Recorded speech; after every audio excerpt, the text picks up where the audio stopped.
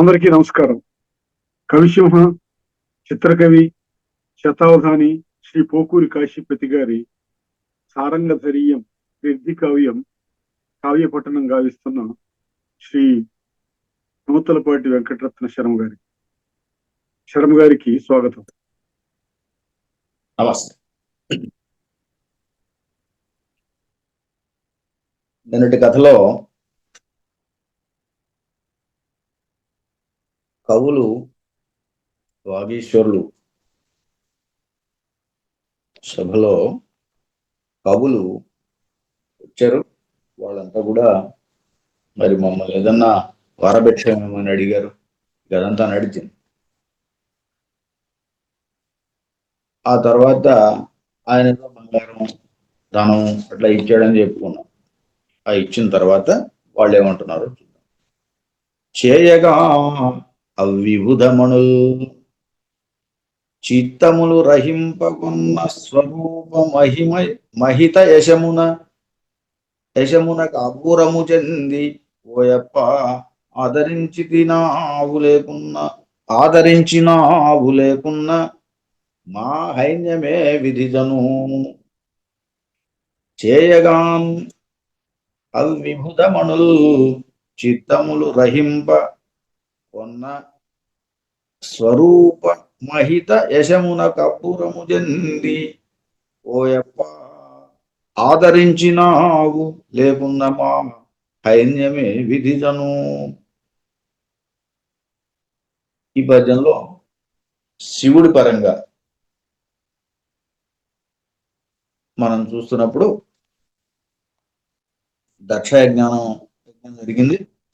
ఆ యజ్ఞం సందర్భంగా మరి ఇలా కవులు వాళ్ళు వచ్చారు. వాళ్ళందరికీ కూడా ఆయన ఉచిత సత్కారాలు చేశాడు. బంగారం అది ఇచ్చాడు, ధనం ఇచ్చాడని చెప్పుకున్నాం. ఇప్పుడు ఆ విధంగా వాళ్ళని సత్కరించగా చేయగా అవిబుధమణుల్, ఆ విభుధులైనటువంటి పండితులైనటువంటి ఆ కవీశ్వరులందరూ కూడా చిత్తములు రహింపన్, హృదయములు ఒప్పుతున్నట్టుగా కొన్న తీసుకున్నటువంటి స్వరూప మహిత యశమున, స్వరూప ఇది విశేషం. మనం సాధారణంగా ఇది విడగొట్టేటప్పుడు స్వరూపము అంటే స్వస్వరూపము, తన యొక్క రూపము అని అర్థం వస్తుంది. ఇక్కడ విడగొట్టిన విధానం చూడండి. స్వరు ఉపమ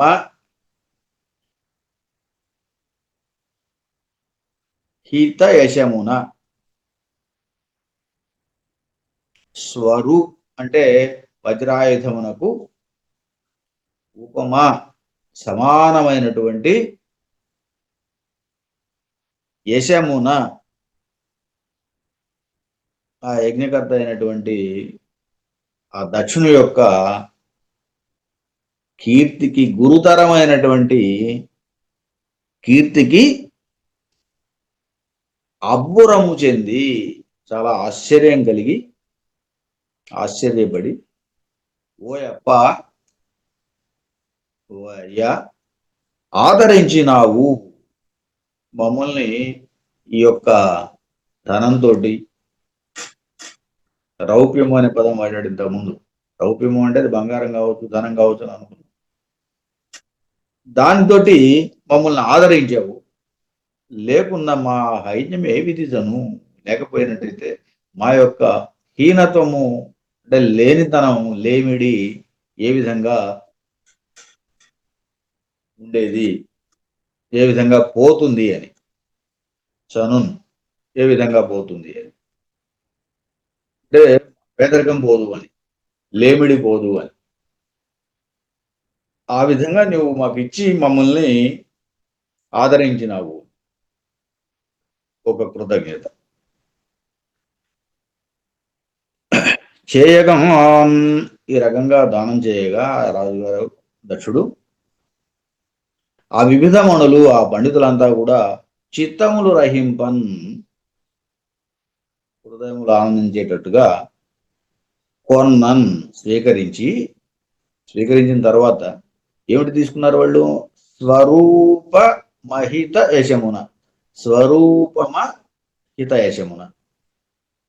స్వరూపమ అన్నప్పుడు స్వరు ఉపమ, వజ్రాయుధంతో సమానమైనటువంటి తెల్లనైనటువంటి లేకపోతే హితమైనటువంటి యశమునకు, గొప్పదైనటువంటి యశమునకు అబ్బురము చెంది ఆయన యొక్క కీర్తికి ఆశ్చర్యం చెంది ఓయప్ప ఆదరించినావు, ఓయ్యా మమ్మల్ని ఆదరించావు, సన్మానం చేశావు. లేకున్నా మా హైన్యం ఏ విధిజను, ఇలా కనుక చేయకున్నట్టయితే, ఈ రకంగా మమ్మల్ని ధనంతో ఆదరించకపోయినట్టయితే మా హైన్యము, మా యొక్క హీనత ఏ విధించను, ఏ విధంగా పోతుంది.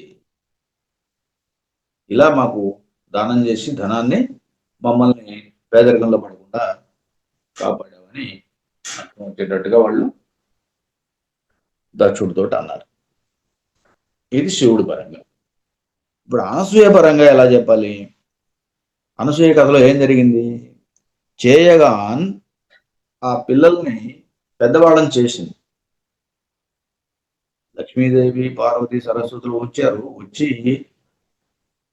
అనసూయతోటి మా పతులను మాకు ఇవ్వమని అడిగారు. అప్పుడు ఆమె వాళ్ళని యథారూపంలో ఉండేటట్టుగా మళ్ళీ పూర్వరూపం వచ్చేటట్టుగా చేసింది. చేయగాన్ అలా వాళ్ళ రూపాలు వాళ్ళకు వచ్చిన తర్వాత, చేసిన తర్వాత విభుద మణుల్, ఆ విభుదులు దేవతలు, వాళ్ళు ముగ్గురు కూడా, ఎవరు? విష్ణువు, బ్రహ్మశివుడు, ముగ్గురు కూడా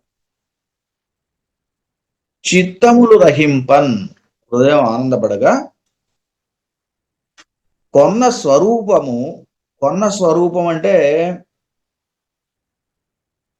వాళ్ళ యొక్క స్వస్వరూపాలు, గైకొన్నటువంటి వాళ్ళ యొక్క స్వస్వరూపములు, తాము పొందినటువంటి తమ రూపాలు, దాని యొక్క మహిత యశమునకు అబ్బురము చెంది, ఇలా వాళ్ళు పొంది వాళ్ళ యొక్క రూపాలకు ఆశ్చర్యపడి యశమునకు అబ్బురం చెంది, వాళ్ళ యొక్క కీర్తి అబ్బురము చెంది ఓ అప్ప ఆదరించినావు, ఓ అక్క మమ్మల్ని ఈ రకంగా మా రూపాలు మాకు ఇప్పించి ఆదరించావు, లేకున్నా మా హైన్యం ఏమించను, ఇలా గనక మా రూపాలు మాకు ఇవ్వకుండా బాల్యంలోనే అట్లాగే ఉంచినట్టయితే మా యొక్క హైన్యము, హీనత్వము, హీనస్థితి అంటే బాల్యంలో ఉండటం అనేది ఏ విధిజను, ఏ రీతిగా పోవును. కాబట్టి ఎప్పటికీ అలాగే ఉండేవాళ్ళేమో. ఇది అనసూయ పరంగా. సారంగధరుడు పరంగా మళ్ళీ ఇలాగే చెప్పుకోవాలి. ఎలా శివ విధానంలో ఎలా చెప్పుకున్నామో శివుడి కథ పరంగా అలాగే చెప్పుకోవాలి. అక్కడ కూడా అక్కడ ఏం జరిగింది అసలు? అక్కడ కూడా యజ్ఞానికి వచ్చారు కవీశ్వరులు, వాళ్ళందరికీ కూడా రాజు దానాలు చేశాడు. ఆ చేసిన తర్వాత చేయగా అవి పొందినటువంటి వాళ్ళు, ఆ దానాన్ని పొందినటువంటి కవీశ్వరులంతా కూడా ఇలా అంటున్నారు, విభూద మనుల్, ఆ పండితులంతా కూడా చిత్తముల రహింపన్, హృదయములు ఆహ్లాదం చెందగా కొన్న స్వరూపమహిత యశమున, గైకొన్నటువంటి స్వీకరించినటువంటి వజ్రాయుధంతో సమానమైనటువంటి ఉపమ అంటే ఉపమ పోల్చదగినటువంటి, వజ్రాయుధంతో పోల్చదగినటువంటి సమానమైనటువంటి హిత యశమునకు, తెల్లనైనటువంటి ఆ కీర్తికి అబ్బురము చెంది ఆశ్చర్యపడి ఓయప్ప ఓయ్య ఆదరించినావు, లేకున్నా మా హైన్యం ఏమి, ఈ రకంగా మమ్మల్ని ఆదరించావు, లేకపోయినట్టయితే మా లేమిడి, మా పేదరికం ఎలా పోతుంది అని రాజరాజ నరేంద్రుడితోటి కవివర్లు అన్నారు. ఇలా 3 భాగాలకి 3 కథల్లోనూ ఆ పద్యాన్ని అలా వివరించారు. ఈ పద్యంలో ఉన్నటువంటి విశేషం ఏమిటంటే, స్వరూపమహిత అన్న దగ్గర స్వరూపము అనేదేమో స్వస్వరూపము, తమ యొక్క నిజ స్వరూపము అనేటువంటిది అనసూయ భాగంలో వచ్చింది. శివుడి భాగంలో కానీ లేకపోతే రాజరాజ నరేంద్రుడి కథా భాగంలో కానీ అక్కడేమవుతుందంటే స్వరు అంటే వజ్రాయుధం, ఉపమ అంటే దాన్ని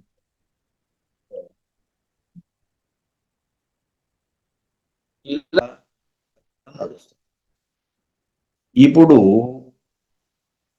మీ వధూవరులు పరేశునకు మహాప్రియంబుగ పరనందనాప్తినిష్ఠి సువ్రతులు నయ్య సంగుట తీవ్రముగనే కొమరులను గాంత్రుమా శివాంశముల గొమ్మ. ఈ పద్యంలో ఏం చెబుతున్నాడు? ఇప్పుడు మీ వధూవరులు పరేశునకు మహాప్రియంబుగ వరనందనాప్తిన్ ఇష్ఠి సూరతులునయ్య సంగుడది ప్రముగనే తీవ్రముగనే కొమరులను గాంత్రు మా శివాంశముల గొమ్మ. ఈ రకంగా మమ్మల్ని ఆదరించినందుకు మీకు కుమారులు, మనోహరమైనటువంటి కుమారులను పొందుతారు అని చెప్పేసి వాళ్ళు ఆశీర్వచనం చెప్పారు. 3 భాగాల్లోనూ అదే, శివభాగమైన అనసూయ భాగమైన లేకపోతే అటు రాజరాజ నరేంద్రుడి కథ అయినా కూడా మూడిట్లో కూడా ఇదే అంశం, ఇదే విధానం. కాకపోతే అక్కడ ఉన్న సందర్భాన్ని బట్టి కొద్దిగా మనం పదాలని చేసుకోవాల్సి ఉంటుంది. చూడండి, ఇప్పుడు మీ వధూవరులు అంటే శివుడి భాగంలో ఏం చెప్తాం మనం? దక్షుడు కదా. దక్షుడి కథాంశంలో మీ వధూవరులు, మీ భార్యాభర్తలు ఇద్దరు కూడా పరేషునకు, పరమాత్మనకు మహాప్రియంబుగా, ప్రియం కలిగేటట్టుగా అని. ఇక్కడ శివుడితో అయితే విరోధం వచ్చింది కాబట్టి అప్రియంగా అని కూడా చెప్పచ్చు అనేది శ్లేష. అలా కూడా చెప్పచ్చు, అప్రియంగా అని కూడా.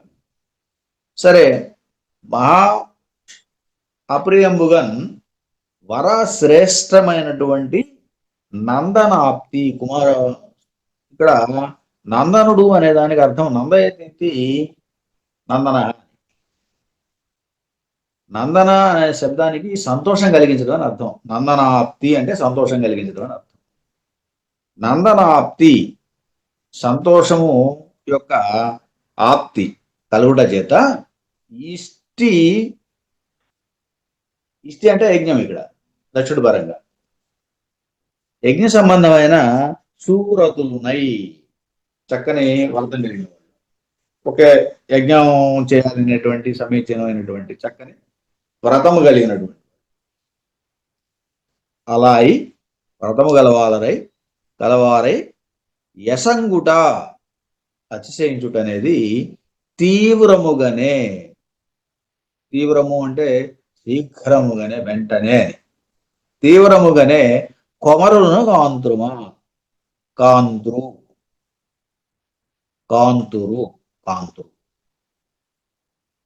కొమరులను కాంతురు, మనోజ్ఞములైనటువంటి కొమరులు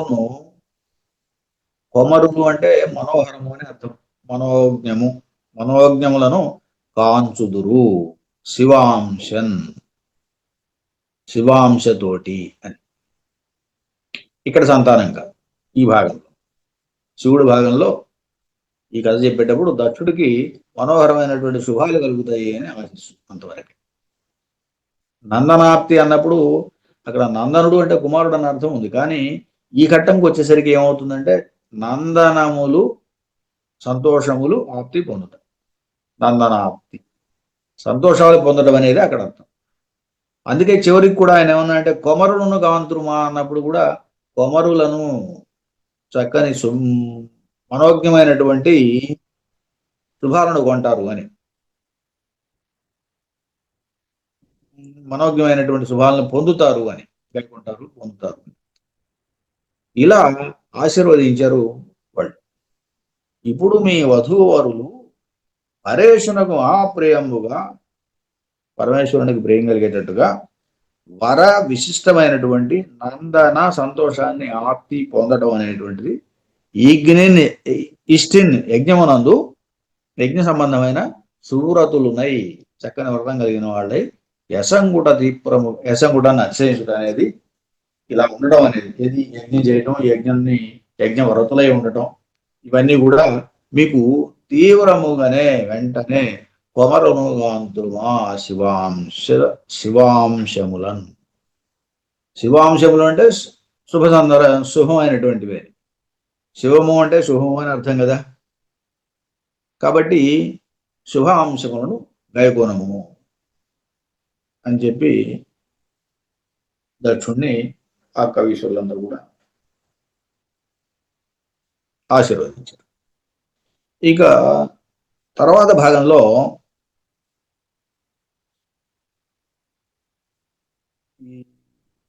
అనసూయ ఈ కథాఘట్టంలో మీ వధూవరులు, ఇక్కడ వధూవరులు అత్రి అనసూయ ఇద్దరు భార్యాభర్తలు. వీరు పరేశునకు మహాప్రియంబుగన్ పరమేశ్వరునికి మహాప్రీతి కలిగించేటట్టుగా వరనందనాప్తిన్ శ్రేష్టమైనటువంటి కుమారులను కలిగి ఉండేటట్టుగా. నందనాప్తి, ఇక్కడ నందన అంటే కుమారులు, ఆప్తి అంటే కలగడం. మహావరనందనాప్తి శ్రేష్టమైనటువంటి కుమారుల యొక్క కలిగేటట్టుగా, సంతానం కలిగేటట్టుగా ఇష్టిన్ కోరిక చేత. ఇక్కడ ఇష్టి అంటే కోరిక, ఇందాక ఇష్టి అంటే యజ్ఞం. శివుడు భాగంగా చెప్తున్నంతసేపు రాజరాజ నరేంద్రుడి భాగంలో చెప్తున్నంతసేపు కూడా ఇష్టి అంటే యజ్ఞం అని చెప్పుకోవాలి. ఇక్కడ అనసూయ భాగంలో చెప్తున్నంతసేపు ఇష్టి అంటే కోరిక అని చెప్పుకోవాలి. కోరిక చేత సువ్రతులునై యశంగుటన్ చక్కని వ్రతం కలిగిన వాళ్ళే ఉండటం వల్ల తీవ్రముగానే చాలా శీఘ్రంగానే వెంటనే కొమ్మ శివాంశములను కొమరులను కాంతురుమా.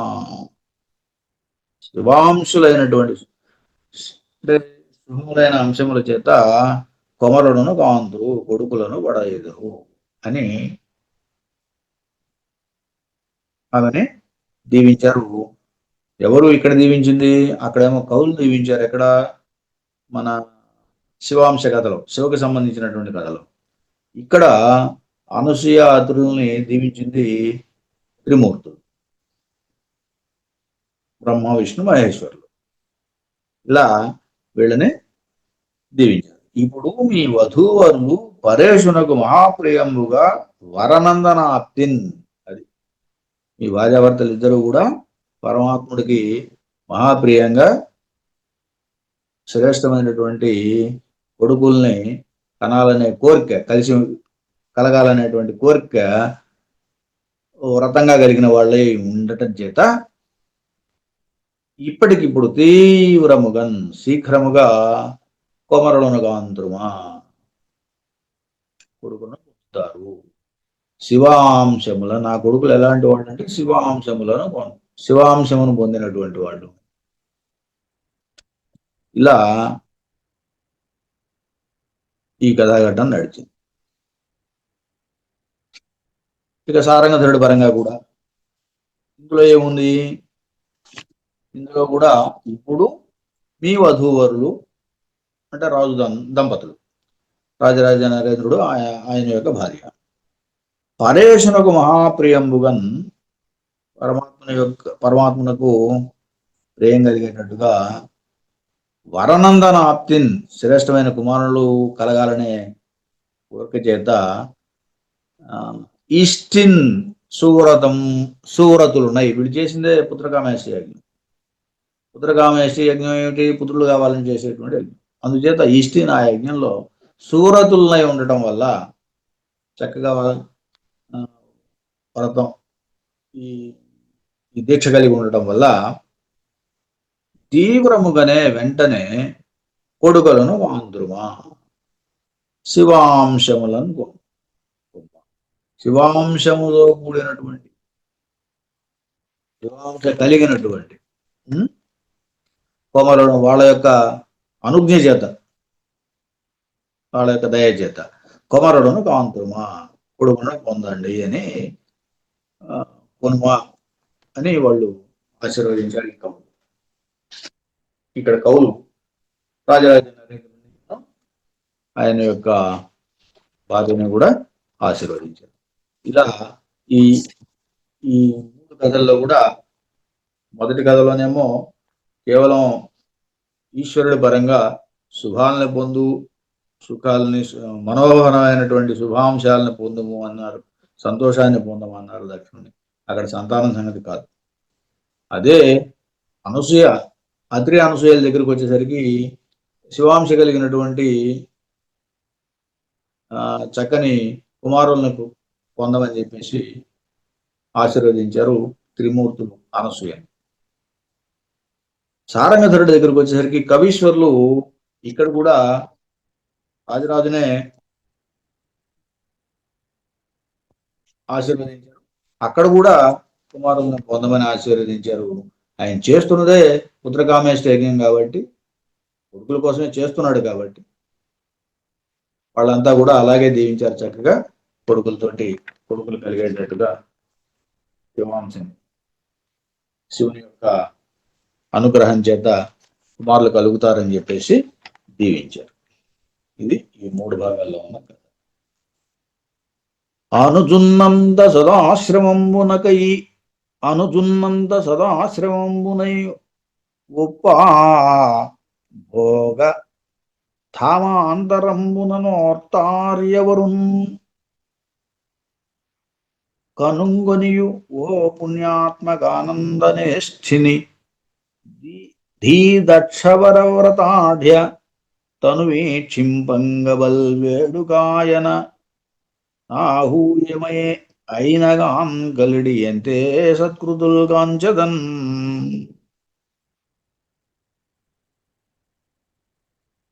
ఇంకా ఈ పద్యాన్ని రేపు చెప్పుకుందాం. ఈ పద్యం ఇప్పుడు కాదు. కవిసింహ శ్రీ పోకూరి కాశీపతి గారి సారంగధరియ కావ్యపట్టణం గావించిన శ్రీ నూతలపాటి వెంకటరత్న శర్మ గారికి ధన్యవాదాలు.